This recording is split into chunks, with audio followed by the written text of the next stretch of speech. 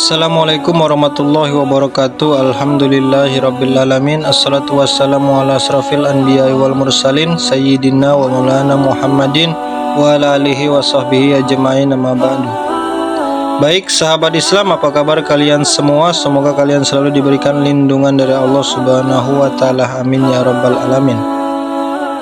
Melalui Al-Quran dan hadis Nabi Muhammad SAW menyampaikan ilmu pengetahuan yang bersumber langsung dari Allah Subhanahu wa Ta'ala. Bacaan Al-Quran serta amalan-amalan beliau dalam sunnah menjadi kompas bagi umat Islam untuk menuju surga ilahi. Segala aspek dikaji pada dua peninggalannya ini, termasuk juga tentang jurus yang dapat membuat seseorang menjadi kebal. Jurus ini jika dipraktekkan akan berdampak pada tubuh serta psikologis orang yang menguasainya. Akan tetapi jurus ala Nabi Muhammad ini bukanlah jurus yang mampu membuat tubuh kebal terhadap senjata tajam atau peluru, layaknya ilmu kebal yang berkembang saat ini. Lebih dari itu, ilmu kebal tingkat tinggi yang diajarkan Rasulullah SAW adalah kekebalan hati. Jurus kebal ini sanggup membuat orang yang menguasainya tidak mudah sakit hati, pemaaf, lemah lembut, jauh dari iri dan dengki. Bukankah penyakit yang paling mematikan adalah penyakit hati? Sehingga jika diterapkan jurus kebal warisan Nabi ini akan mampu membuat hati lebih tentram dan damai. Apa saja amalan untuk bisa menguasai jurus tersebut? Berikut ulasannya. Untuk sahabat Islam yang mungkin lupa menekan tombol yang ini, silakan ditekan terlebih dahulu sebelum melanjutkan video ini. Semoga dengan hal kecil ini bisa menjadi ladang pahala bagi sahabat Islam sekalian. Terima kasih. Jurus pertama untuk menjadi kebal adalah menahan amarah. Ekspresi tidak senang ini biasanya diluapkan dengan teriak-teriak di hadapan orang yang dimarahi, mengatakan hal-hal buruk atas kesalahan seseorang, serta ekspresi lainnya yang menunjukkan hilangnya ketenangan saat menghadapi kenyataan hidup. Marah adalah hal yang paling mudah dilakukan, namun sangat sulit untuk ditahan. Nabi Muhammad SAW memerintahkan kita untuk menahan diri jika marah, karena setiap tindakan di waktu marah itu dapat membawa penyesalan ketika tenang. Mungkin Anda adalah seorang yang ahli menguasai kondisi psikis orang lain, namun hal itu tidak ada artinya jika Anda tidak mampu menahan marah Anda sendiri. Dampak yang ditimbulkan dari sebuah kemarahan mungkin lebih sakit dari tertusuk pisau. Penelitian menunjukkan bahwa orang yang sering marah-marah dapat mempercepat kematiannya sendiri. Secara klinis terbukti bahwa orang-orang yang melampiaskan kemarahan dapat dengan mudah menderita hipertensi. Sementara dampak psikologis dan sosialnya adalah merusak hubungan dengan sesama manusia.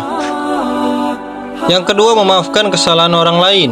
Yang berbuat jahat kepada kita memang tidak mudah, terlebih jika kesalahan orang tersebut sangat fatal yang menyebabkan dendam yang berlarut-larut di dalam diri.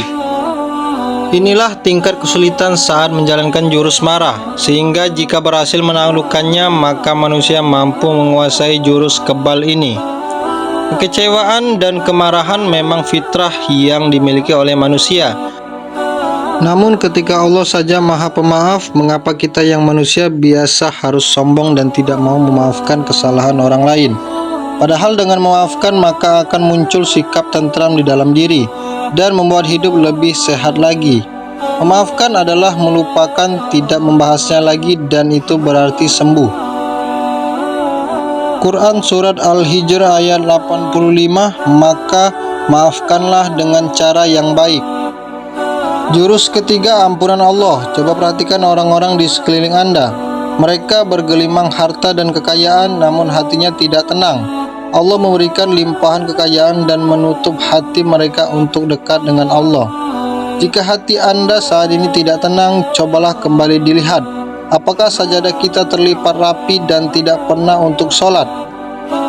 Atau Al-Quran kita terpajang di lemari dan tertutup debu karena tidak pernah disentuh? Ampunan Allah salah satu penenang jiwa. Dengan ampunannya dan kasih sayangnya, hati seseorang bisa menjadi kebal terhadap hal-hal yang membuat hati menjadi sakit. Dalam Quran surat An-Nur ayat 22 artinya, dan hendaklah mereka memaafkan dan berlapang dada. Apakah kamu tidak suka bahwa Allah mengampunimu, dan Allah Maha Pengampun lagi Maha Penyayang. Jurus keempat, sabar. Benar adanya bahwa sabar tiada batasnya. Segala yang Anda hadapi saat ini akan terlewati dengan sendirinya jika Anda sabar menghadapinya. Bukankah janji Allah bahwa di setiap musibah Ia selalu memberikan solusinya? Dengan sabar Allah akan meninggikan derajat orang tersebut karena sudah berhasil melewati suatu musibah. Dalam surat Asy-Syura ayat 43 yang artinya, barang siapa yang bersabar dan memaafkan, sungguhnya yang demikian itu termasuk perbuatan yang mulia. Dan jurus kelima yaitu lemah lembut. Jurus ini mengingatkan kita akan kehebatan sikap lemah lembut Rasulullah Shallallahu Alaihi Wasallam. Dari Sayyidah Aisyah radhiyallahu an yang berkata, Rasulullah Shallallahu Alaihi Wasallam bersabda, sesungguhnya lemah lembut tidaklah berada pada suatu apapun kecuali akan menghiasinya, dan tidaklah dicabut sifat lemah lembut itu dari sesuatu kecuali akan menjadikannya buruk. Hadis riwayat Imam Muslim. Dan jurus terakhir adalah doa pamungkas. Mendoakan orang yang berbuat zalim kepada kita pada era kini tentu akan sangat sulit bisa berbuat baik kepada orang yang sudah berbuat buruk. Namun jika berhasil melakukan ini, maka akan mampu menguasai jurus kebal ala Rasulullah Shallallahu Alaihi Wasallam. Orang tidak akan dapat mendoakan orang yang menyakitinya dengan doa yang baik, kecuali orang yang berhati mulia. Dan itulah salah satu ciri-ciri penghuni surga. Jurus ini jika diterapkan insya Allah maka Anda bisa menguasai jurus kebal warisan Rasulullah Shallallahu Alaihi Wasallam. Kebal terhadap semua penyakit hati membuat kita lebih fokus untuk bisa beribadah kepada Allah, karena idealnya manusia diciptakan untuk beribadah kepada Allah. Jika hal-hal yang bersifat dunia membatasi diri untuk menyembah Allah, tentu saja balasannya adalah neraka. Namun jika jurus kebal Nabi Muhammad ini diamalkan, insya Allah mendapat hadiah surga. Mungkin sekian dulu video saya kali ini, semoga bermanfaat. Jika ada kesalahan dalam pengucapan, mohon dimaafkan, dan kepada Allah saya memohon ampun. Saya akhiri, wassalamualaikum warahmatullahi wabarakatuh.